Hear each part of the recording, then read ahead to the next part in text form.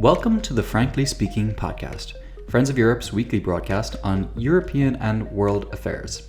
In this episode, we're delving into a topic that affects us all, the State of the World Population Report by UNFPA, the United Nations Sexual and Reproductive Health Agency.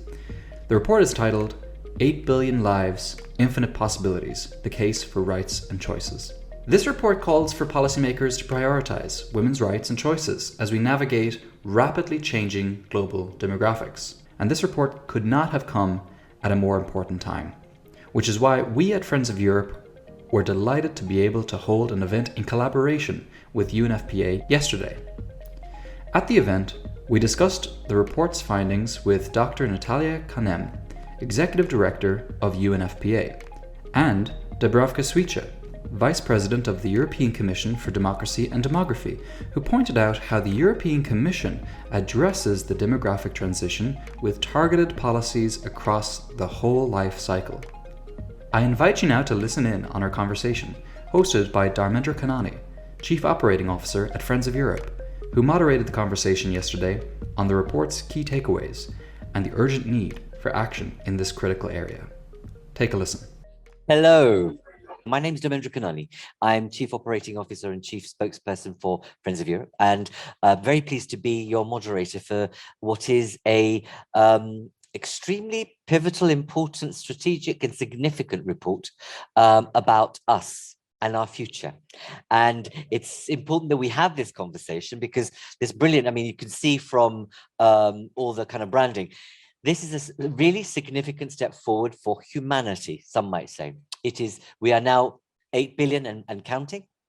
And this is framed as a discussion about women and girls. Why? Because they hold up half the world and the earth, but also fundamentally significant to our shared future. We will be talking about all of that and more with our significant cast list of speakers. But I also want to say a word of thanks firstly to UNFPA. There's a wonderful woman here, and she's branded completely. Yeah. Please stand, my darling. Look at that. Look, really? This is how you do it.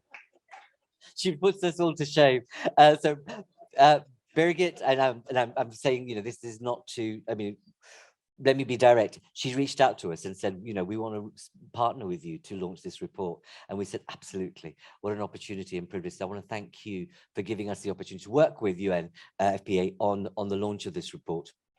We've got, as I said, the executive director of the agency, then we've got Commissioner Šuica also, and then we've got a panel of people from different perspectives, whether that's to do with, reproductive health, what happens to Roma women, a perspective from Mexico, and a health perspective, etc., and a private sector perspective. So we're trying to give you, I suppose, a 360 view of the issues, but more importantly, it's you.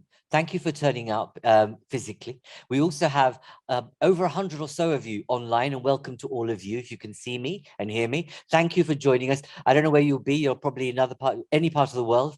So, welcome to either morning, evening, or day, whatever afternoon to this event. And we'll make sure that you're engaged also in the conversation. So my colleague will signal to me when you want to ask a question. So you are fully included, even though virtual. So to the report. You'll get an opportunity to hear from the executive director in a moment as she presents the report. But just to say, isn't it fascinating that at this point in our century, where it's only been relatively recently, and I say that deliberately, that women have got the vote. It's just over 100 years ago. Let's not forget that suddenly, in this past 18 months, 2 years, 3 years, we have male politicians who are making the charge of weaponizing and, I suppose, deteriorating the rights women have had up to this point or have increased. But suddenly, the womb is political, it's politicized, and your choice and your right over your own reproduction is being questioned. It's been made into almost a religious fanaticism around it, and there's a kind of radicalization around it. And I just think, what are young women and yourselves, women in the audience, thinking about that in the sense that actually, goodness, are we really having this conversation now? That actually I'm being questioned about whether I have the right to choose, and whether, why is it my reproductive organs are suddenly become politicized, radicalized in a certain way, and in certain senses, the issues are in this report. There's a kind of weaponization of populations and the growth. And what's great about this, and we'll hear, and I'm going to hand over to the executive director in a moment, is what the study has done, I think is really useful in that actually looking at populations across the world to get a sense of what people are thinking. And it's quite striking that many of you who are represented in this still believe that population growth is absolutely uncontrollable, and it's going to bring the climate to our front door, and all sorts of issues around gender and inequality are rife in people's perceptions. So without further ado, I want to invite Natalia to the podium. Thank you very much for being with us. Over to you to present the report. I'll just take my nonsense away. Thank you. Thank you so much for that really brilliant introduction. Your Excellency, Vice President Šuica, dear Dubravka, distinguished panel members, esteemed colleagues and friends, and a warm welcome to participants who are beaming in online. And really a special word of thanks to you, our hosts, the Friends of Europe. I'm delighted to be here with you. World population is busy reordering itself. Last November, the human family surpassed 8 billion people, the largest population ever. At the same time, the global average fertility now is the lowest in living memory. We're living in a period of extreme demographic diversity. 2/3 of people living in a place with below replacement fertility. Others live in countries experiencing vigorous population growth. Some countries have a median age around 50 and others around 15. The ranking of the world's most populous countries will change significantly over the next 25 years. And as we speak, many of you know, India's population is overtaking China's. Everyone wants to know what all of this means. And without a clear answer, there is a serious danger that human rights, and in particular, women's reproductive rights, are going to be undermined. That's already happening in some places, with calls for limits to family size, bans on contraception in public hospitals, women being urged to step away from careers to become mothers. Yet women are also clapping back to insist that they're not merely baby factories. Today, the UNFPA, which is the United Nations Sexual and Reproductive Health Agency, launches our flagship State of World Population Report, and it's titled 8 Billion Lives, Infinite Possibilities. We make the case for rights and choices. And the report has two clear messages. First, that we need to shatter the myths about population. Many say that the world is overpopulated. They blame fertility rates for the climate crisis, for instance. And in a recent survey, we found that the most commonly held view is that the global population is too large, that fertility rates are too high. And according to that kind of logic, global warming supposedly is driven by the proliferation of human beings on a planet of finite resources. Yet it's a fallacy. This fallacy holds the wrong people to account. It's just 10% of the world's population that's responsible for fully half of greenhouse gas emissions. The countries that have the highest fertility rates contribute least to global warming, and yet they suffer the most from the climate impact. A woman in the Sahel with 7 children, she likely has had no impact at all on climate change, but it is she and her community that are going to experience some of the fastest rising temperatures in the world. And when we focus only on fertility rates, it actually distracts us from real solutions, like reducing consumption in the wealthy countries. The climate crisis needs a climate solution, not a fertility so-called solution. And I would also like to shatter the myth that low birth rates are the culprit behind aging and related economic concerns. Blaming women for producing an insufficient supply of babies ignores a lot of much more viable solutions. And these solutions must be implemented while respecting human rights, while respecting women's rights. For example, aging low fertility countries of interest here in Europe could increase their productivity by achieving gender parity in the workplace, by expanding access to affordable childcare, and looking to migration to fill labor shortages. So the population myths that I'm describing really distract us from a real and powerful story of human progress. Yes, populations are aging, and we're all aging because people are living longer, healthier lives, which has got to be a good thing. Since 1980, the average life expectancy has actually increased by about a decade. And the fertility rate varies, yes, because women are increasingly able to access reproductive health care. And then apart from shattering myths, the second point that I'd like to make, and that the report delves into, we have been asking the wrong questions. The question is not whether the human population is too large or too small. The question is, can everyone exercise the freedom for their fundamental human right to choose the number and spacing of their children? And sadly, the answer to that is a resounding no. Our latest data show that 44%, almost half of women, are not able to exercise their bodily autonomy. They're not able to make choices about contraception. They're not able to decide whether they will leave the house and go to the clinic today to seek health care.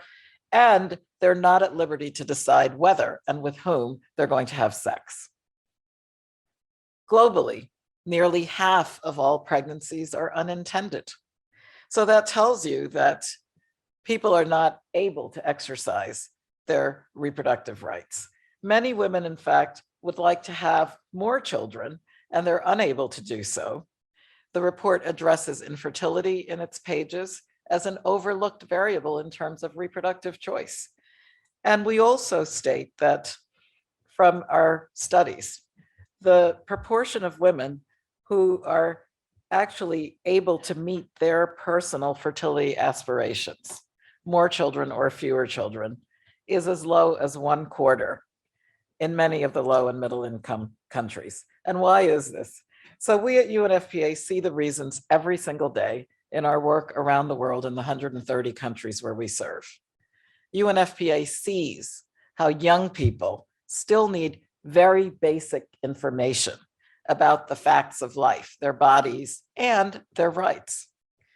And this is very contested in terms of human sexuality education. We have to ask why. That's an appropriate question when we see how men and women struggle with limited contraceptive choice, or they can't access contraception at all. UNFPA knows from our work with survivors of sexual violence that the most violent expressions of gender inequality remain ubiquitous. Experience and research show us how structural conditions like sexism in the workforce and at home contribute to high levels of involuntary childlessness. And then there remain enormous gaps in the prevention and treatment of infertility. History does warn of the dangers of treating women's reproductive capacities as a tool in the hands of those in power, from the horrors of fertility targets to eugenics, to laws currently on the books in some countries today that allow a husband to rape his wife. Over and over, we've seen how power over women's bodies, seized by patriarchal structures, whether that's son, father, in-law, or the state, abrogates women's ability to exercise their choice. And the global community must say no to such practices. And history sadly also shows us how fear can be weaponized. Fears about overpopulation, about underpopulation have long been used and continue to be used to exclude and to harm people who may look different or live differently. So to close, the world is not going to solve its greatest challenges by treating the fertility rate as the problem. Inequality is the problem. So let us look at the root cause, and inequality is who we count and whether or not we think they count. Our report newly shows that 500,000 births every year are taking place among girls as young as 10 to 14 years of age. Girls labeled innocent and denied the facts that I referred to before. Girls so young that they definitely may not realize that they can even get pregnant. They're certainly too young to consent to sex, and they can sometimes be legally married off at that age and coerced and abused. Until very recently, the world did not even measure the number of pregnancies among girls this young. Again, we have to ask the right questions. For far too long, we've only interrogated the numbers, but we haven't asked what women want. And I think we have to finally start asking questions of the data, of the population data, and policymakers like our Vice President Dubravka have taken note. The question is about inequality. It's about rights and choices. Who has them and who doesn't? In the end, population is not about numbers, it's about people. Evidence abundantly shows that when people are availed of opportunities, when they can be healthy and educated and able to exercise their rights, that's when individuals and societies flourish. When the rights and dignity and equal value of all people are truly respected and upheld, then we unlock a future of infinite possibilities. Thank you very much, Natalia. Thank you for delivering such a powerful, powerful set of messages so delightfully and charmingly. And no one in this room could be, thinking otherwise, that actually we really need to think differently about this conversation. And as we say, this should be 8 billion stories of hope, opportunity, and social progress, rather than people looking at it the other way around. So thank you very much for that. Now I'm going to turn our attention to the Commission, a policymaker, a significant policymaker. We have Vice President, nonetheless, in our audience. So Dubravka, thank you very much for joining us. Please, over to here, to the podium. And really, for you, we'd like to hear from you about what are the implications of this for your portfolio. Uniquely, you introduced this portfolio, we'll hear about that, but it'd be good to understand how this factors and features into your policy agenda into the short, but also the long term. Over to you. Thank you very much. Good morning to everybody. Dear Natalia, dear ladies and gentlemen, dear colleagues, I'm delighted to be invited here to this event this morning to share some ideas with you and to share what the European Commission is doing on demography. First of all, let me tell you that this is first ever portfolio on demography and democracy, which was assigned to me by my President Ursula von der Leyen. The reason for this is because we realized that demography becomes very important, although I have to admit that demography itself, in the very sense of the word demography, counting birth rates, counting mortality rates, is member states' competence. It's not European competence. But what we are doing, we are creating environment for people. You are right, Natalia, when you said it's not about numbers, it's about people, for families to thrive, be it young or old. At the beginning of my mandate, we started with first ever demographic report. And what now we, after Brexit, after COVID, in the middle of COVID, in the middle of this Ukrainian war, we did our second updated report. What we learned from it? First, we learned that Europeans live 10 years more on average in last 50 years, which is huge achievement, but at the same time, huge challenge for member states, for their healthcare systems, for their long-term care systems, for pension systems, as all of us know what's going on here in France. So then we realized that 1/3 of European households are single households, be it young people or older people. This is also something which should be taken into account when talking about loneliness, about different phenomena which are now at stake. So for us, demography transcends borders. Demography transcends European Union borders. This is the reason why I'm here, and I'm trying to share this 8 billion figure, which we marked last year on the 15th of November. And I really want to thank Natalia for her excellent work and for helping us and sharing your thoughts and your ideas. So what we did, you presented me as a policymaker. What we did after this demography report, first, we had our European Green Paper on aging. Aging is a big phenomenon. It's not about birth rates here. It's about living longer lives. It's about development of medicine. It's about our big achievements in medicine. It's about eating habits. It's about living habits. So when we say age, that means we start aging from the day we are born.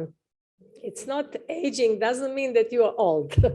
So getting older means being in the end old, but aging starts from the day you are born, and this is how we have to adapt our living habits, our habits, and I think this is eating habits and other. It is very important that this is the reason, plus development of medicine, that we live longer lives. So aging is phenomenon in Europe, and we deal also with both aging and depopulation. When I say depopulation, it means that there is big conflict between rural and urban here in Europe. Having in mind that 80% of European territory geographically is covered by rural areas, and in this 80% of the territory, there is only 1/3 of European population, which means 130 million people after the Brits left. So this is huge potential. We have huge potential there. What we are doing? We adopted long-term vision for rural areas because we think that we have to invest heavily in rural areas, invest in first broadband and 5G, because that nowadays you can't imagine life without broadband. You can create new jobs, but you have to be covered with broadband. Then in different services. At the same time, you know that we are now in the mid of the European Year of Skills, which is followed by European Year of Youth. So we think that skills are very important and that we have to upskill and reskill our people, our citizens, be it young or old, especially we are promoting lifelong learning. Then what we did, we adopted care package, care strategy, which is very important because at the moment there are more care receivers than caregivers. When you look at our picture in Europe, 90% of, now I'm coming to gender dimension. When you look at Europe, 90% of caregivers are women, which means 17 million women work in care sector versus 10%, 450,000 men. So which is which is inequality. And we are trying to change this. Of course, this profession is not respected, not paid well, undervaluated. So we have to promote this professional caregiver. Our education system should be changed and so on and so on. But again, education is member states' competence. So what we can do from European level, we can give recommendations, and this is what we are doing. When we talk about care, it's also about Barcelona targets. You know that there are different schools of thought whether kids should be enrolled in kindergarten from the crash here from the first days or later on. What we did, we changed Barcelona targets that children from 0 to 3, 50% of children should be enrolled in kindergartens. And from 3 plus, 96% of children should be enrolled in kindergarten, because we saw that it's better for their development, for their psychology, for different reasons. So, but at the same time, we need infrastructure, buildings, kindergartens. At the same time, we need people who will be in labor market. We have shortage in European labor market of 8 million women. Why? These women have their CVs, they have their careers, but they can't afford kindergarten or nursery home for their parents, either for kids, or they have to take care about their parents or about their kids. So it's not affordable to them. So how can we, this is very important to say here, because we Europeans allow 8 million women not to be in labor market because of this. So we have to invest heavily, and we have to use our cohesion policy in the best possible way. One fact more, which says that in 2070, we will be only 4% Europeans. We will be only 4% of world population. Fine. At the same time, we want to be leaders in different sectors. So how can we achieve this? First, with the best possible use of our cohesion policy, which is at disposal, different funding, regional funding, different funds. So politicians at local, regional, and national level should use these funds in the best possible way. Second, we have to use artificial intelligence and robotics. This is I'm not saying that this will replace humans, but it can replace in different sectors.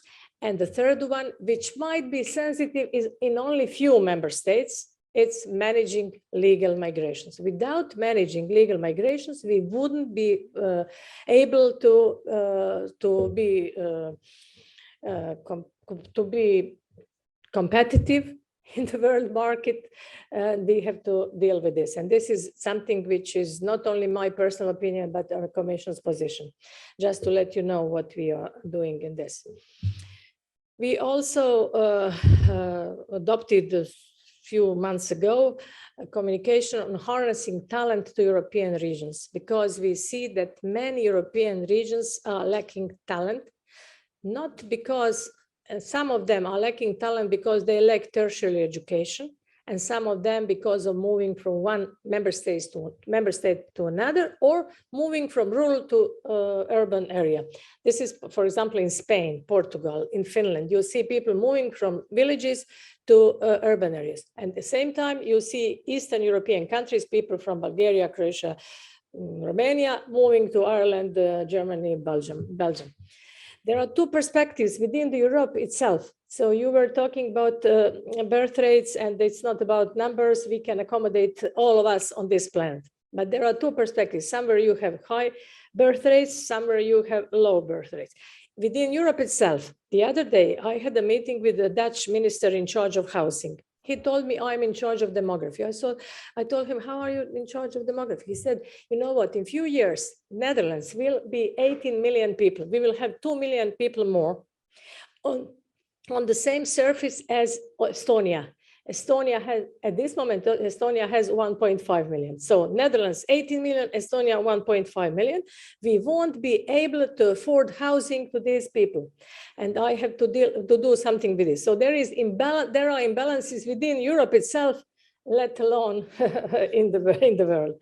So this is big issue. And I'm trying, in fact, sorry for being so long, but I'm trying to reply to the question why Europe and European Commission decided to inaugurate a new portfolio on demography, because we saw that we are not the island. We are not an island in the world. So this is the reason why I said that demography transcends borders.